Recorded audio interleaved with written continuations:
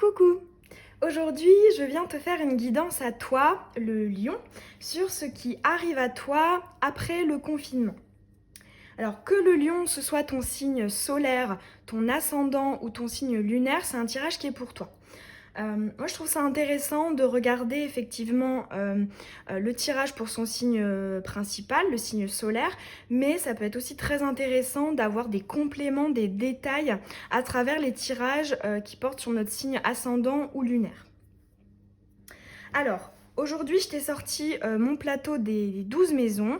Chaque maison représente un domaine de la vie. Donc, je vais lancer des petites charms qui sont ici. Et puis, on va voir ensemble ce qui arrive à toi, le lion.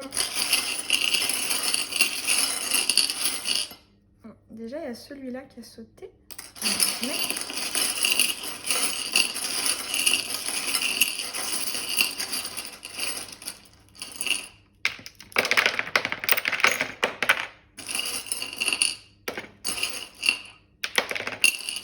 Ok.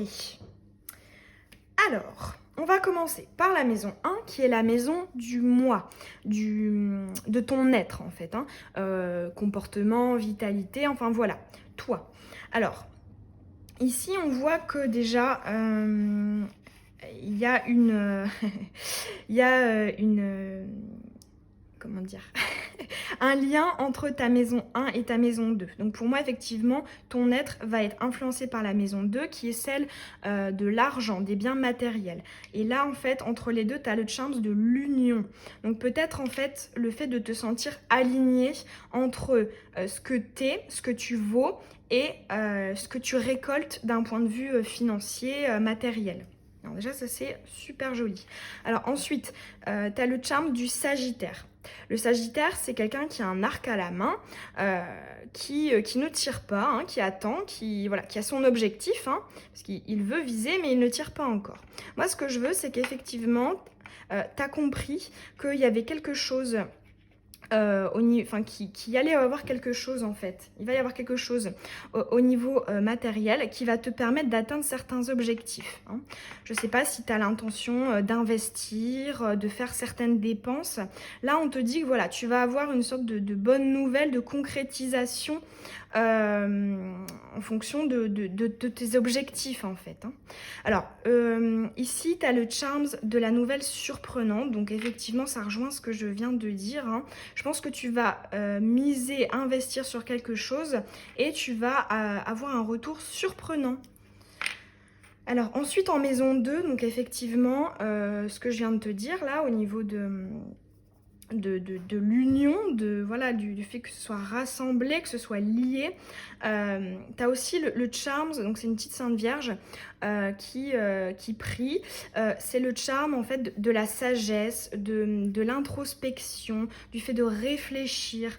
Et là, effectivement, on voit une certaine sagesse au niveau des investissements, des dépenses que tu pourrais faire, peut-être des économies éventuellement. Alors, tu as aussi le charms, donc c'est Boule et Bill qui se tiennent comme ça par la main. Pour moi, c'est le charms de l'appui, de l'amitié, d'un couple en fait, de deux personnes en fait qui sont ensemble, qui se soutiennent. Donc là, c'est une bonne nouvelle à venir, peut-être un partenariat au niveau du domaine financier. Alors, tu as aussi quand même le charms de la pastèque à la fin, donc dans un air plus lointain, qui signifie peut-être des petits pépins, des petits imprévus. Pour moi, c'est en fait le charms qui équivaut à la tour, à la maison Dieu dans le tarot de Marseille. Donc effectivement, peut-être des petits imprévus à prévoir au niveau matériel. Alors... Ensuite, en maison 3, c'est la maison de ton entourage immédiat et aussi la maison de la communication. Et ce qui est super drôle, c'est que tu as le charms directement de la communication qui tombe dans sa maison. Alors attention aussi, là, tu as un petit avertissement. C'est la petite clochette qui avertit de quelque chose, ok? Alors là, en fait, on t'avertit d'être à l'écoute, de miser sur la communication parce que je pense que ce sera déterminant. Ça pourrait peut-être te donner plus d'opportunités, plus de choix, plus d'options, ok?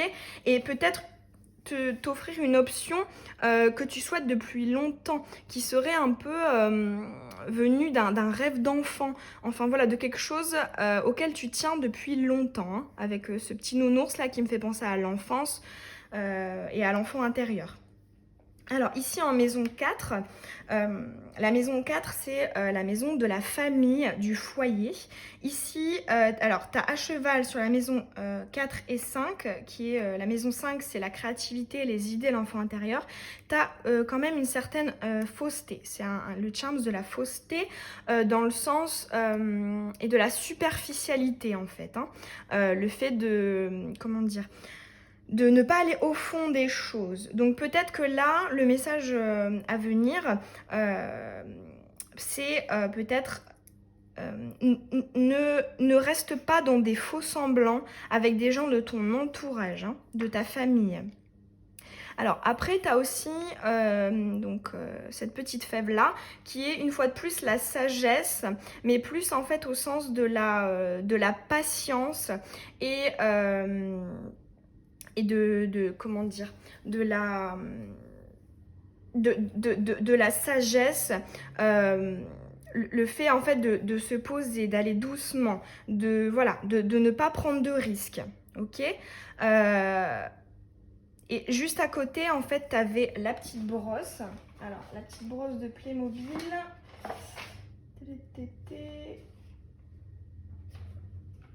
C'est vrai qu'il y a certains charms que je ne tire jamais.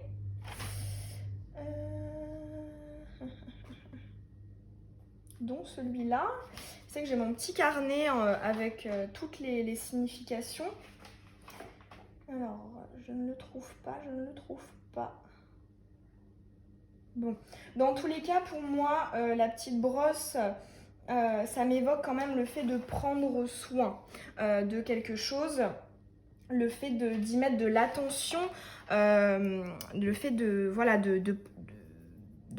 comment dire, tout simplement de prendre soin en fait. Hein.